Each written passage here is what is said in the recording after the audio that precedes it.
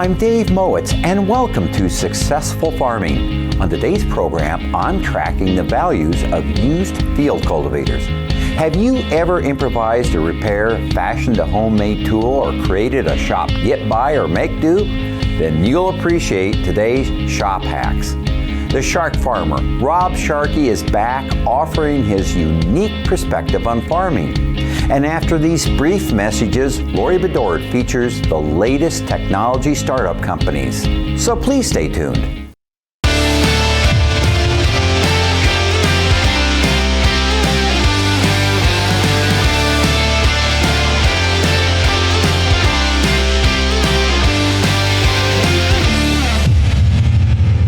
Whether it's a company creating a new tool that improves irrigation control or another that's using radar technology to develop insights about crops, farmers are constantly being pitched new ideas. So I've been involved in radar research for probably about 2.5 decades. And one of the biggest questions that people often ask is how can we use the radar technology to assist with agriculture? It had been used with satellites, but it was too expensive, and is it possible to make it cheaper?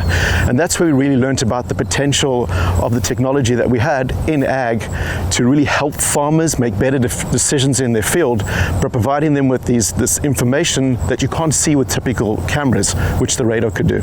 So current technology, optical cameras that people use, there are two major limitations. One, it derives all the information by looking at the canopy.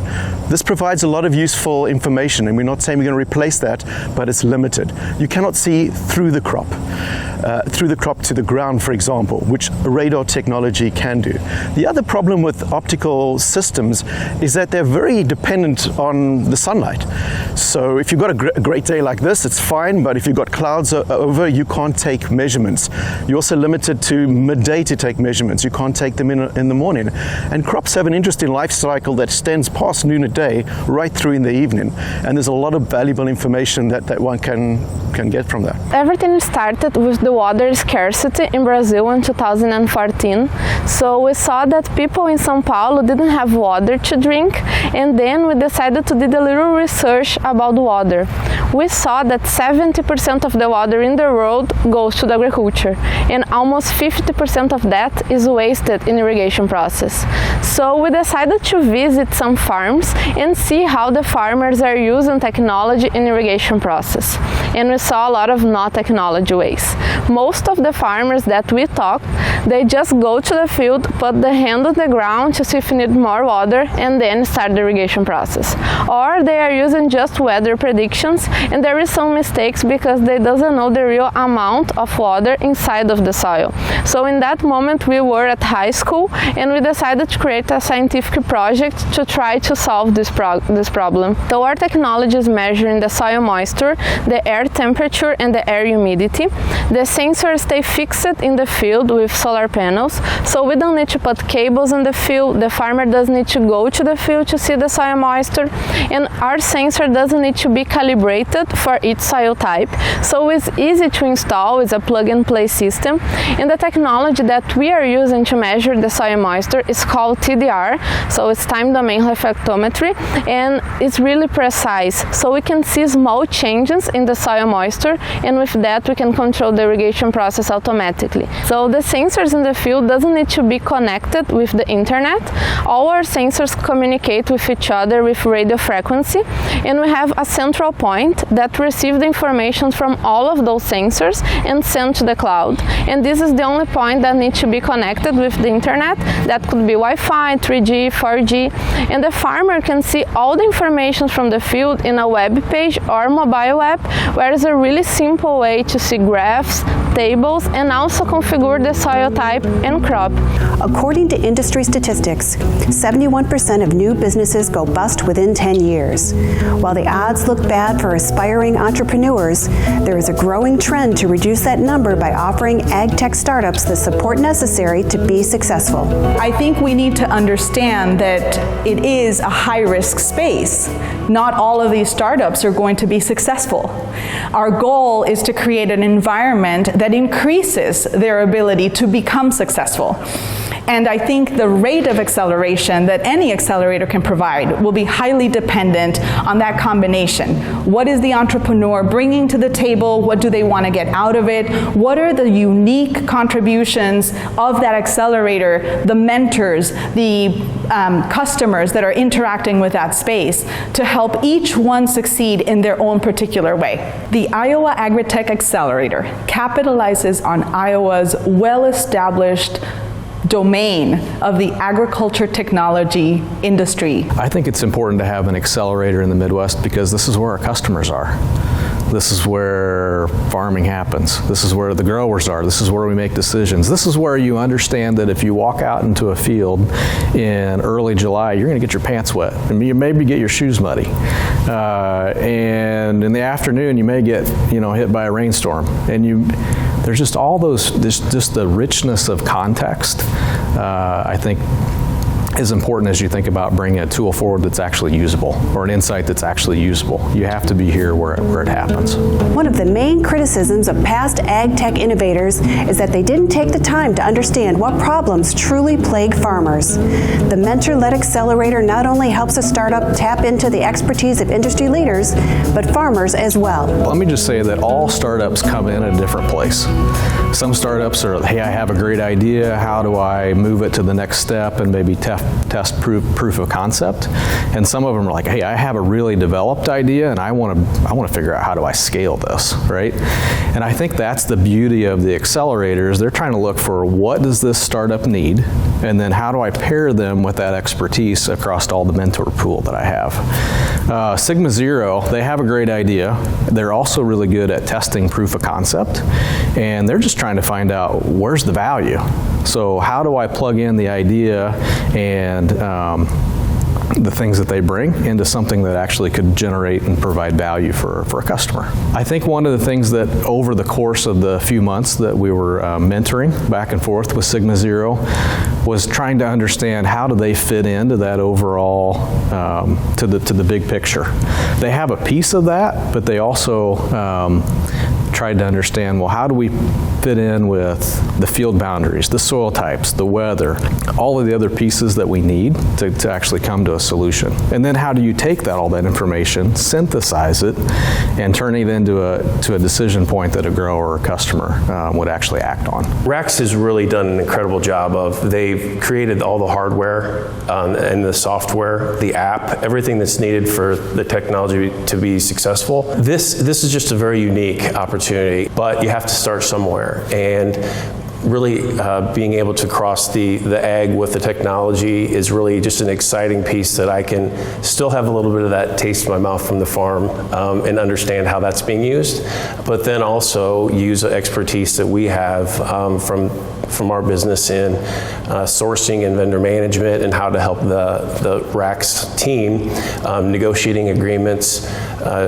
protecting their risk by terms and conditions and those types of things. So for me, it is equally critical that we develop the new business ideas for the future of farming, and that we develop and strengthen the connection with the farming community. These things are not an either or. They should not be in opposition. The role of providing food, fiber, fuel to the world means that we have to connect the farming operations as they exist now, the farmers and their appreciation or eagerness to adopt new technologies. We have to recognize that that too is a journey. And we have to connect all of that with large ag incumbents, new tech giants, small startups, the academic setting, any of these components that have some role to play in developing and strengthening that connection between the farmer and those technologies that are evolving, in my opinion, is going to help us get to the big challenge of dealing with the uncertainty of farming. As the pace of change continues to accelerate, there are always going to be winners and losers across the ag tech landscape. By tapping into programs led by innovators and leaders in agriculture, startups like Rakes Technology and Sigma Zero may just beat the odds. Join me at auction to see what late model sunflower field cultivators are worth. After these brief messages, I feature some tool creations that any shop could use, so please stay tuned.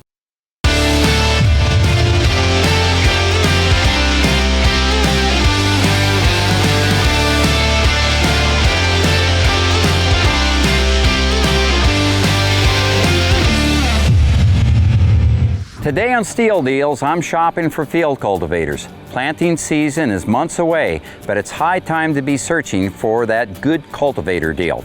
And this may be one of those opportunities. What we are featuring today is a 28-foot Sunflower 5035 cultivator. It features a 4-row high-residue spike drag harrow. This would make a great finishing implement if you're practicing minimum tillage. Finally, this sunflower offers single point depth control, walking tandem axles, and 9.5 L tires.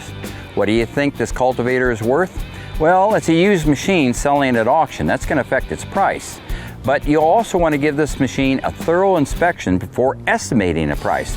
And to get some inspection pointers, I'm going to go talk to Scott Cook of Cook Auction, the company holding today's auction. We're talking with Scott Cook of Cook Auction, and we're looking at that Sunflower 5035. Now that's a 28-foot with a harrow on the back, but just not any harrow. It had the long tines, and they called it the high residue harrow that was out there. If I'm looking for a field cultivator like that, is it pretty much, not much can happen to the frame if it's pretty square. It's mostly shovels and harrows that I'm looking at, or the tines I'm looking at for wear and tear? Yeah, actually the first thing that I look for is rather simple as well, is the rock shaft. Oh, really? So you look at the rock shaft to make sure that is not wallered out. If it's been greased, it should be fine. Okay. And most people take care of them now, but I look there first, and then I go to the shovels are obvious. The tine harrow, that's obvious if they're wore down. But when you look at always grab the shank, I'm sure they do, and wobble them back and forth to make sure there's not too much play. Right. That's something. But also and most guys are seasoned farmers. They can look at the actual shank itself and make sure it's not wore teetotally out. Right. But most of the companies have made these field cultivators heavy enough now that in general they don't break. If they are broken on a later model field cultivator, you might want to look a little bit closer. They may have hit something. The numbers of late model machines are just not there that we saw a year ago, 2 years ago, 3 years ago. Is that late model machine and tillage market kind of short now on resupply? Yeah, so what is happening is, in my opinion, is we had years of good farming. Everybody was trading. And so now not everyone's trading. And then when they go into the new dealership and they want to find out what a new cultivator cost or a disc, and you're talking $1,500 to $2,000 to $2,500 a foot, and you got 40 foot or 30 foot, it's 50, 60, 70, maybe 80,000. And it can be higher if you get to a bigger piece of equipment. Well, what happens is when you go to a sale and you put up a 5-year-old machine that's in good condition, it might bring a fourth of what the new one is costing. And so, like everyone, they're buying the used ones. But they haven't been trading for any used ones either, because the price, unfortunately, has gotten out of reach for a lot of farmers because of the markets have changed so much on the commodity side. So if I'm trying to put a figure on that field cultivator, do you have a feel for what you're going to sell for? I think we've been asking like $19,500 or around $20,000 for it, but it's a $15,000, $16,000, maybe $17,000 cultivator wholesale. Thanks for that information, Scott. Let's watch that sunflower field cultivator sell. 19,500, 19, he put it up 5, he put it up 20, I did it, I got 30 sell, he put it up 20, he put it up 20 about hurry back. He had 20,000, he put it up 5, he put it up 20, yeah, Scott, I got I'm to your left, here's 19,500, here, $20,000, he put it up 20 about, he put it up 20, sold it 19,500. When the bidding finished, the final price on our Sunflower 5035 was $19,500. Considering the field cultivator's condition, I would say that was a good buy, and especially a good buy when you consider that this cultivator came with dual wing wheels and high residue harrow. Tillage equipment today certainly offers a far wider array of attachments, and how a cultivator is equipped has a huge influence on its resale value. When I checked the internet for similar 28-foot sunflower cultivators, I found dealer asking prices varied widely, ranging from $28,000 up to $41,000. And auction bids for a machine like this hovered around the $15,000 to $21,000 range. So if you are considering a field cultivator, be sure to give it a thorough inspection following Scott Cook's pointers, and then bone up on recent sale prices. For more information about Cook Auction, you can go to their website at cookauctionco.com. I'll see you next week on another Steel Deals Report.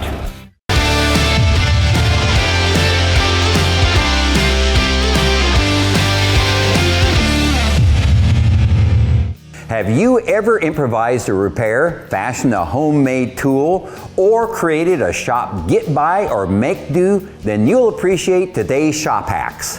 When using pliers like channel locks or locking vice grips on parts you don't want to mark, mar, or gouge the parts, especially chrome-plated fixtures or fasteners, what you do, you can cover the tool's jaws with pieces of hose, clamp, or just regular garden hose. After you're done, you just slip the hose pieces off and put them on the handles, and they're ready to use next time. If you're like me, it's sometimes hard to read the gauge or size marking on the sides of tools or sockets. Now on chrome-plated tools, I have used a black or red magic marker, black spray paint, or office whiteout. Then what you do is you apply it or spray it, wipe off the excess. On black-plated tools, you can either use white spray paint or, best yet, office whiteout. Now, I've found that of all these solutions, the office whiteout seems to work the best on really bringing markings forward where you can easily read them. We would love to hear about your shop shortcuts, tips, or make-dos. Send us your shop hack. If we use it on the show or in Successful Farming Magazine, we're going to pay you a $200 reward.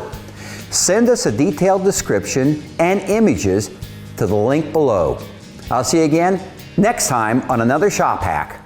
After these brief messages, Rob Sharkey joins us with his unique outlook on agriculture. So please stay tuned.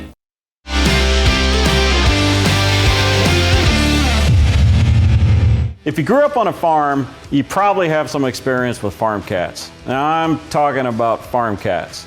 Not house cats, not acreage cats, farm cats. These are the cats that live amongst the outbuildings of your farm. They survive on mice, rats, moles, voles, snakes, toads, the occasional rabbit, whatever they can get their paws on, that's what they're going to eat. They are tough, they are mean, and they have no desire to please the farmer. You got to have so many cats because you know you're going to lose so many cats to coyotes over the years. But there does exist an odd relationship between the farm cat and the farmer. Every once in a while, when you're working on a piece of equipment and you're laying on the ground and that cat walks by, the occasional back scratch does happen. It's something that neither party really likes to talk about or admit. But at the end of the day, when the cat's walking across the barnyard in front of you, there's a collective head nod between the both of us. Farm kids, however, that's a different story. Little farm girls would always carry the cat like this, where the head's coming up and the rest of the body is just dangling there, and they would carry them around for hours and the cats could care less. For some reason, farm cats and farm girls were the perfect partnership. Farm boys want to try to tame the feral cats. Now, a feral farm cat is a cat that is there on the farm. He's going to take advantage of living on the buildings, but he wants nothing to do with you, which to a farm boy, well, that just makes him want to tame them even more. I tried to train feral cats for years with zero luck, until one day my dad's hired man showed up and he gave me some catnip.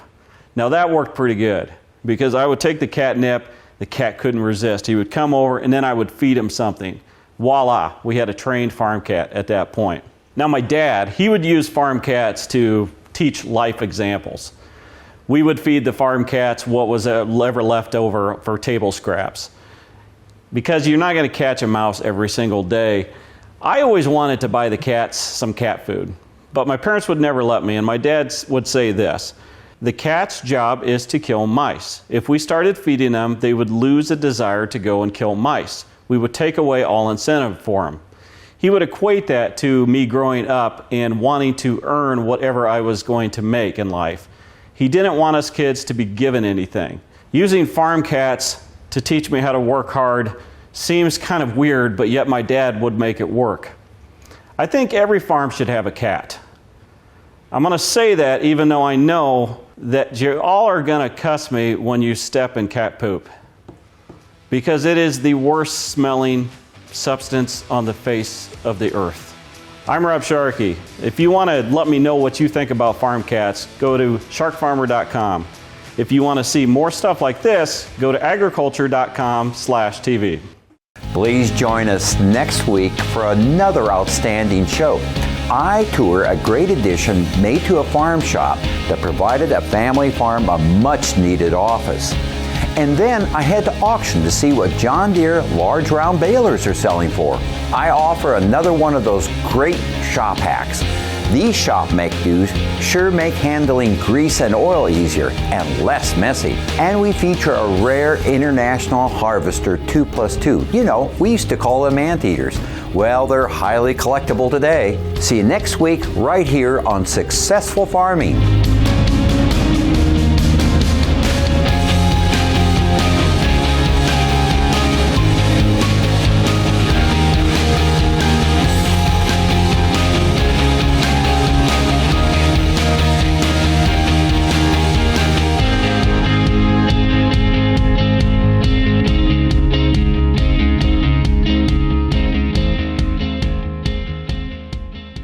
Hi, I'm Dave Mowitz. Thanks for watching. If you like this video, hit subscribe right here if you haven't already, and click that little bell right here to be notified when we post a new video.